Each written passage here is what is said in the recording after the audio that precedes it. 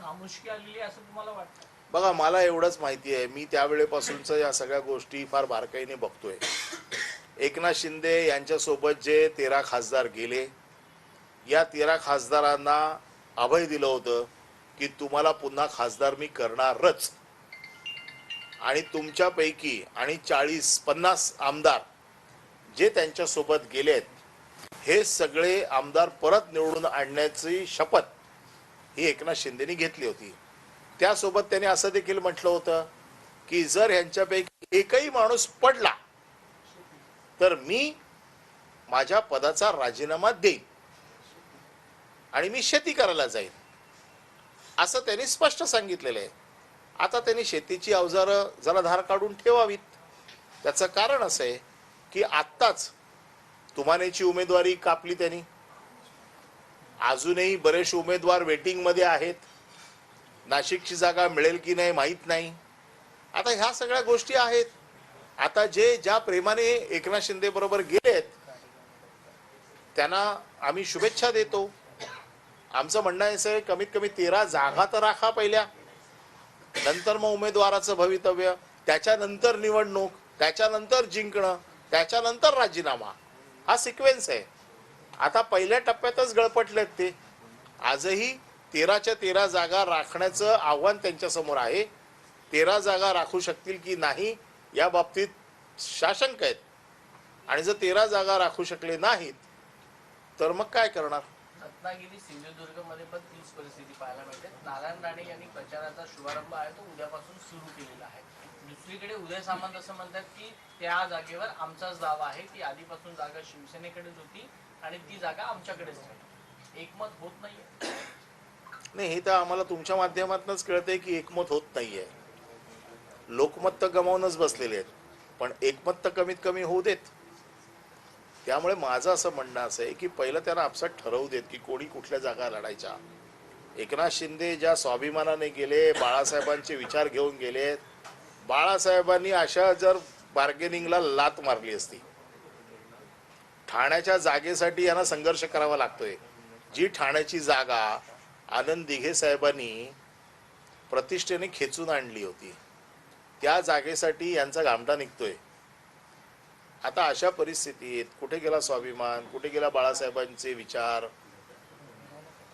जर तुम्हाला फरफटत नेते बीजेपी आणि तुम्ही फरफटत जाताय, तुम्ही आम्हाला काय म्हणून सल्ले देताय? त्यामुळे माझं स्पष्ट म्हणणं आहे की पहिले तुम्ही तुमच्या 13 जागा राखा, त्या जिंका. तुम्ही सगळ्या जिंकून आणाल अशी ताकद आहे तुमची, असं तुम्ही चित्र उभं केलंय. नाही आल्या निवडून तर तुम्ही राजीनामा देणार हे देखील सांगितलेलं आहे. आणि तुम्ही नेहमी महाराजांच्या पायाची शपथ घेऊन शब्द पूर्ण करण्यासाठी प्रसिद्ध आहात. तर महाराजांच्या पायाची शपथ घेऊन तुम्हाला राजीनामा द्यावा लागेल, याच्यातला एकही जर पडला तर. कारण तुमच्या ह्या शपथेला भुलून खासदार आणि आमदार तुमच्याकडे आलेत. सर, सर्वेच्या नावाखाली जागा वाटपामध्ये फसवलं जात आहे भाजपकडून शिंदे गटाला आणि अजित पवार गटाला, असं वक्तव्य संजय शिरसाट यांनी केलेलं आहे. कसं पाहताय तुम्ही? नाही, मी कसं पाहणार आहे? मला जसं पाहायचं तसंच मी पाहतोय. त्यांनी बघायचंय कसं ते. त्यांना सर्वे ह्या सगळ्या गोष्टी शिवसेनेत नव्हत्या. शिवसेनेत शिवसैनिकाला उमेदवारी मिळायची. संजय शिरसाटला उमेदवारी कशी मिळाली? शिवसैनिक होता म्हणूनच मिळाली ना, का कुठल्या सर्वेवरनं मिळाली? आणि शिवसैनिक म्हणून त्याचा सन्मान केला गेला. साधा एक कार्यकर्ता होता, तो एवढ्या मोठ्या पदाला शिवसेनेमुळे गेला. तिथे कुठलाही सर्वे त्याचा बघितला नव्हता.